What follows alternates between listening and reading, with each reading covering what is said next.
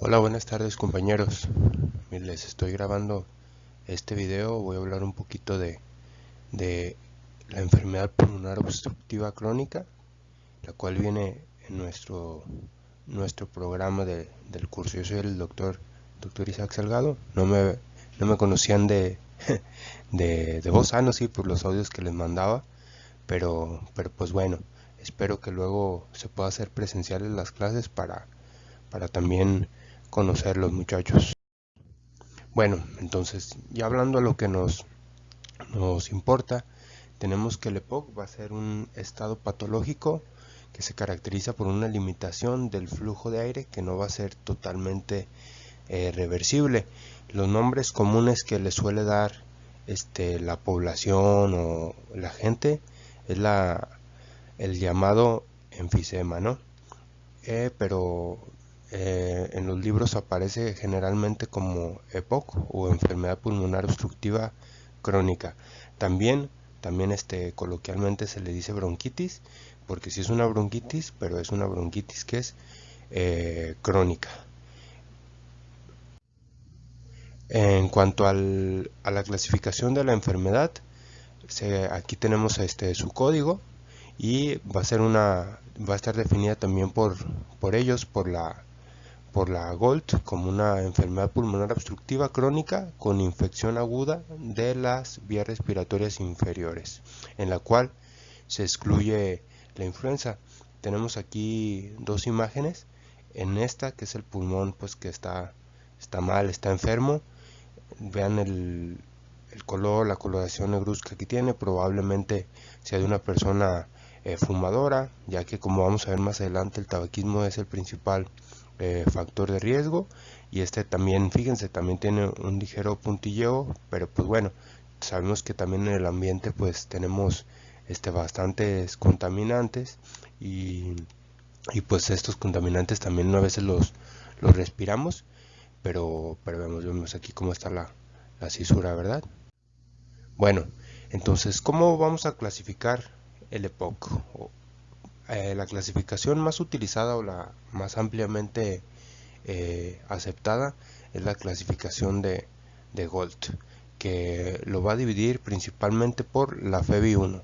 Acuérdense que en la espirometría esto significa eh, la fracción expirada ventilatoria en el primer segundo, que se mide por la espirometría, lo repito, y va a estar dividida en diferentes estadios.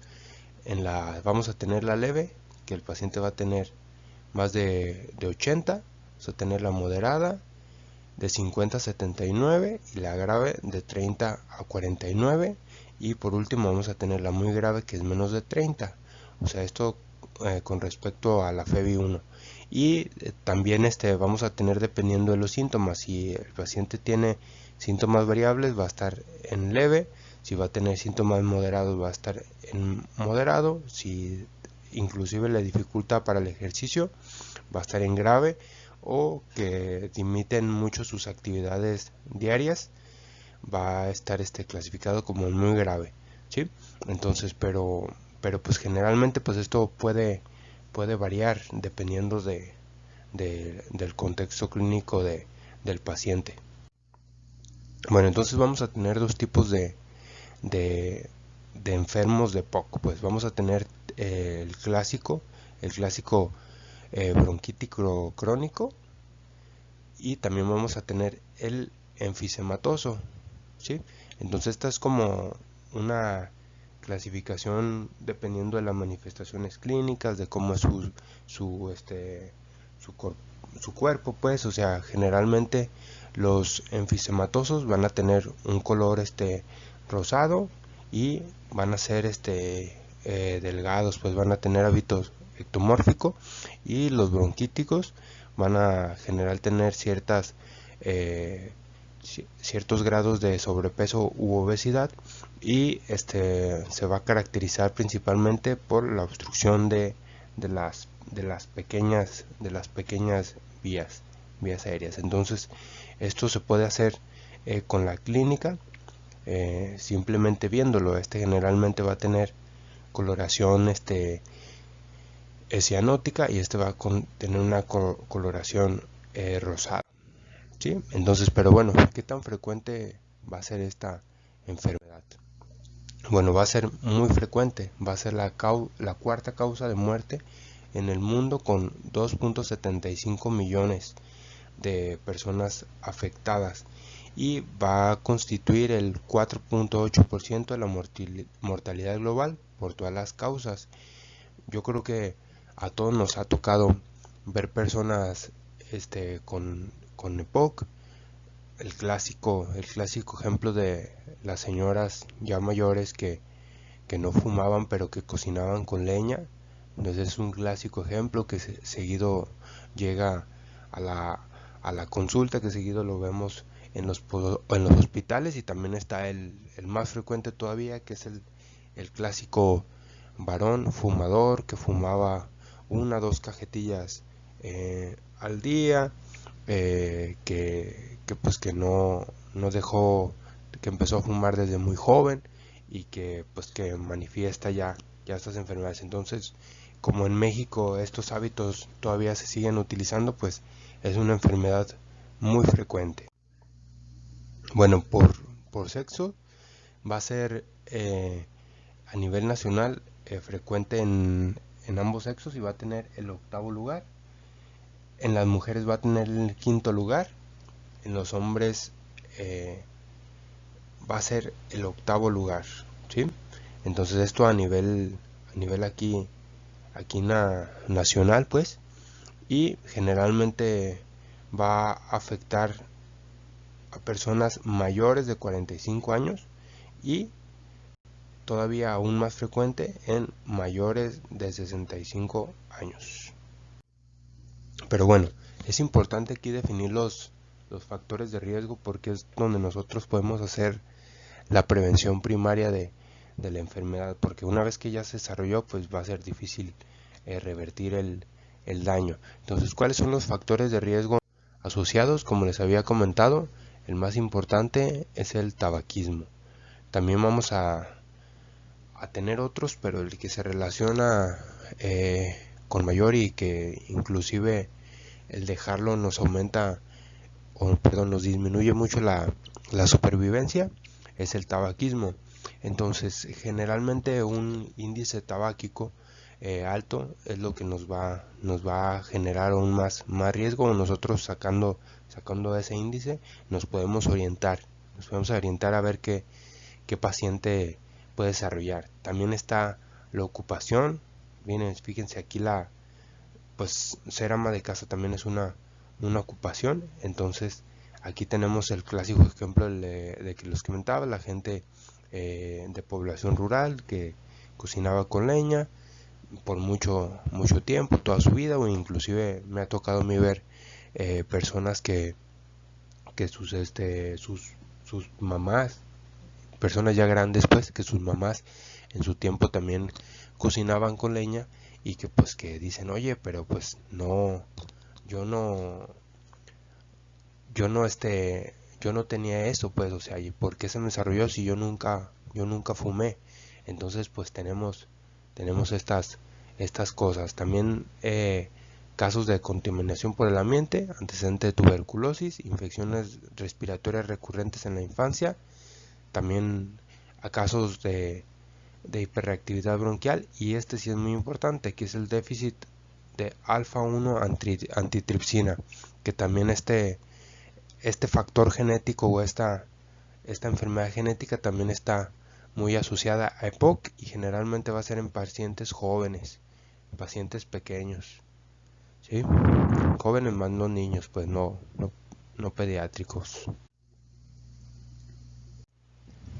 Bueno, ahora vamos a pasar a los cambios patológicos que nosotros podemos observar.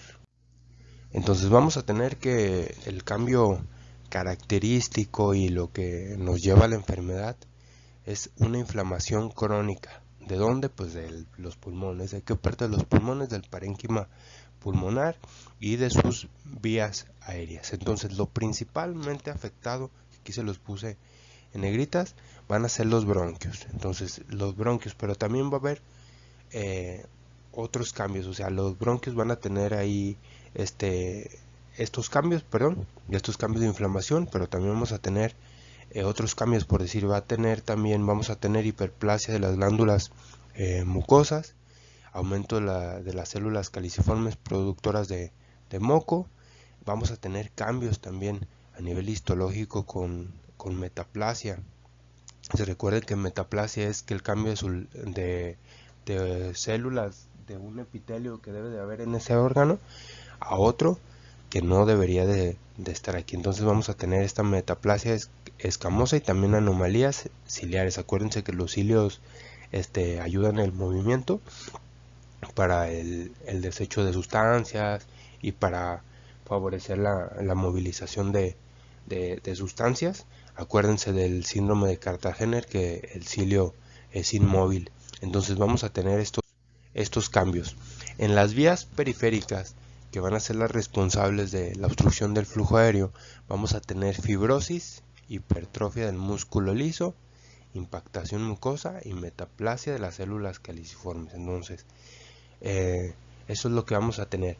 Pero recuerden, lo más importante, con lo que quiero que se queden, es que va a tener una inflamación crónica. Por eso se llama enfermedad pulmonar obstructiva crónica, que nos va a causar esta inflamación crónica una obstrucción crónica. Entonces, ¿cuál va a ser el cuadro clínico? ¿Cómo nos vamos a encontrar nosotros a nuestro paciente? Bueno, los síntomas cardinales van a ser tres.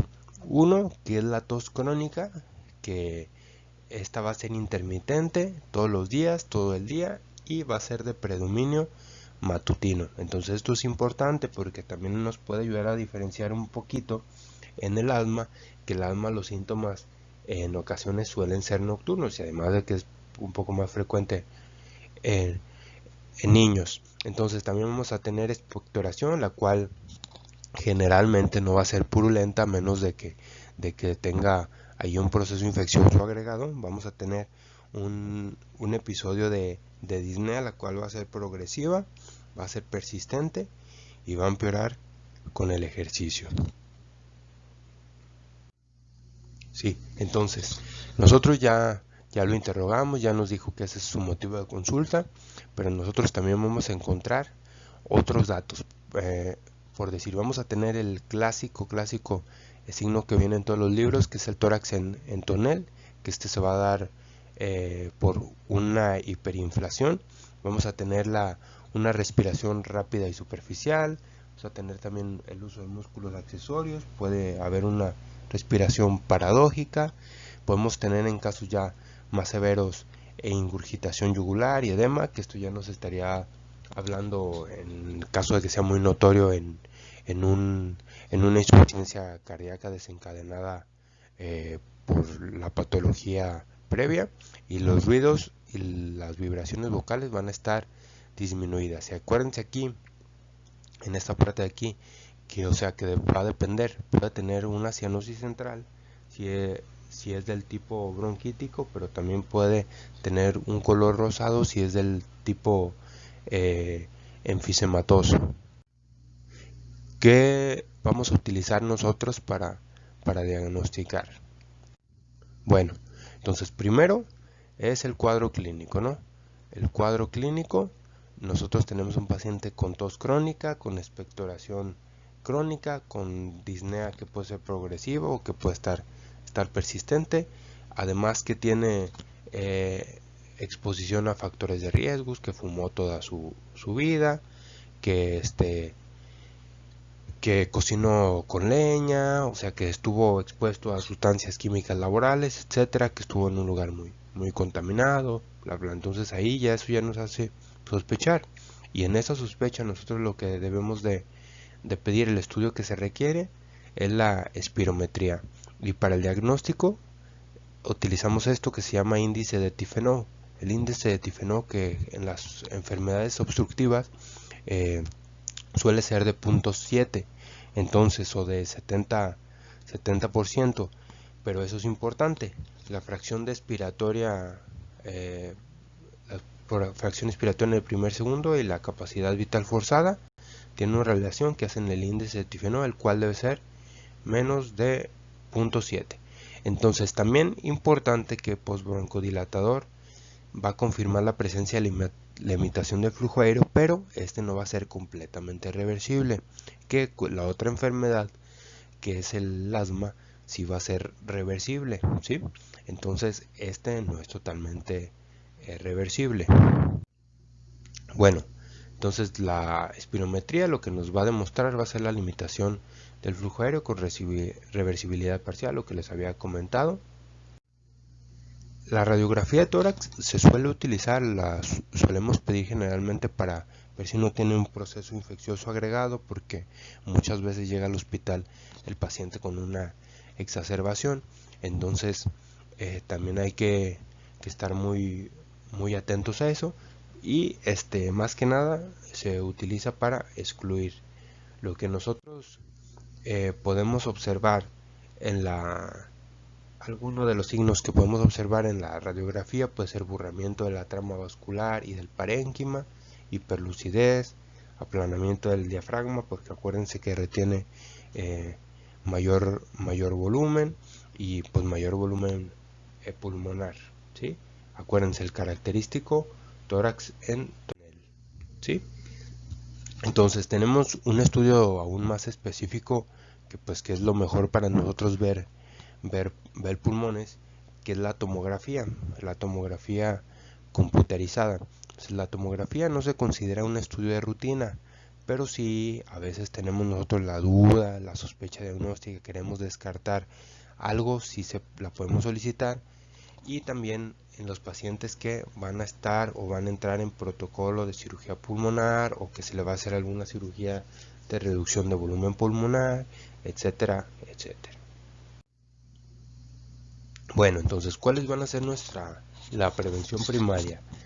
Acuérdense, la prevención primaria es lo que nosotros debemos de hacer para que la enfermedad no se desarrolle. Entonces, aquí sería pues lo más importante: dejar el hábito tabáquico, la ocupación, si son trabajadores que tienen contacto en su trabajo por 8 horas diario, de lunes a sábado, así, pues también eso es muy importante.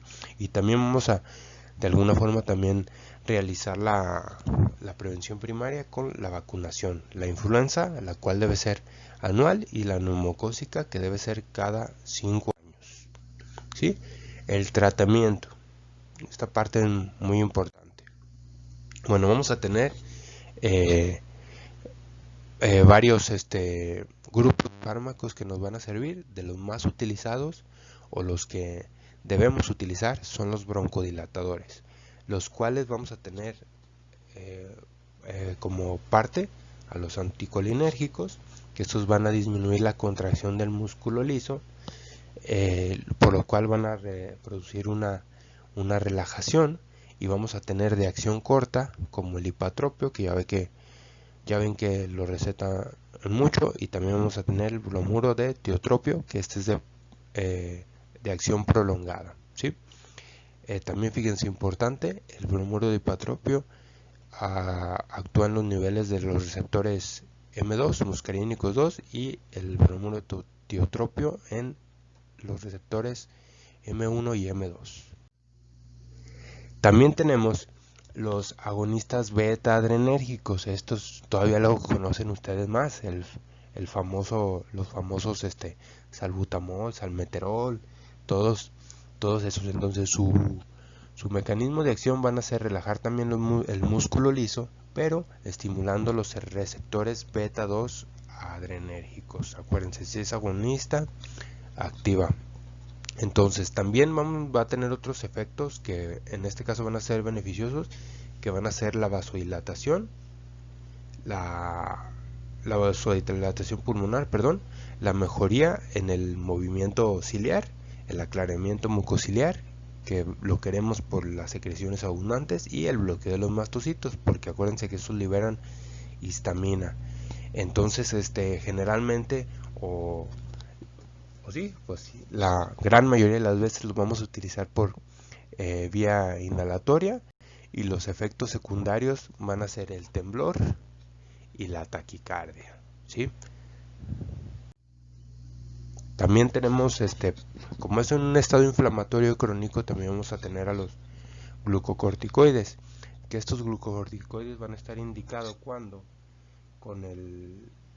los pacientes van a tener una mejoría en el FEV1 con el medicamento o durante las exacerbaciones o recaídas recurrentes. Entonces estos pacientes generalmente no van a responder muy bien a beta agonistas y nos pasamos otro escalón y les damos glucocorticoides. Acuérdense que por vía inhalada sus efectos secundarios son menores. Entonces de los inhalados tenemos la beclometasona, la budesonida, la fluticasona, que son los que más utilizamos aquí en México, y en los sistémicos tenemos la prednisona, la metil y la hidrocortisona, ¿sí? Acuérdense siempre, es mejor utilizarlos inhalados, porque como va a ser un estado crónico de inflamación y el paciente se lo vamos a tener que estar dando por bastante tiempo, pues si se los damos sistémicos va a tener muchos efectos secundarios, como cuáles, pues puede también tener síndrome de Cushing, ¿no? También tenemos un buen broncodilatador que ya no es tan utilizado, que es la teofilina, la cual se dejó de utilizar principalmente, o se ha dejado de utilizar por su potencial tóxico, y la cual también va a tener un mecanismo de acción en el AMP cíclico. Entonces este AMP cíclico va a producir broncodilatación, ¿sí? Entonces otros efectos que también tenemos que conocer, porque también pueden producirnos malestar por el paciente que lo toma, puede ser los temblores, las taquicardias, náuseas y aumento de la contractilidad diafragmática. Entonces, muy bien, entonces ya conocimos los grupos de los medicamentos que nosotros podemos utilizar. Entonces ahora vamos a ver qué síntomas o cómo nosotros podemos tratar a los pacientes dependiendo de cómo nosotros nos enfrentemos a un caso en particular. Okay.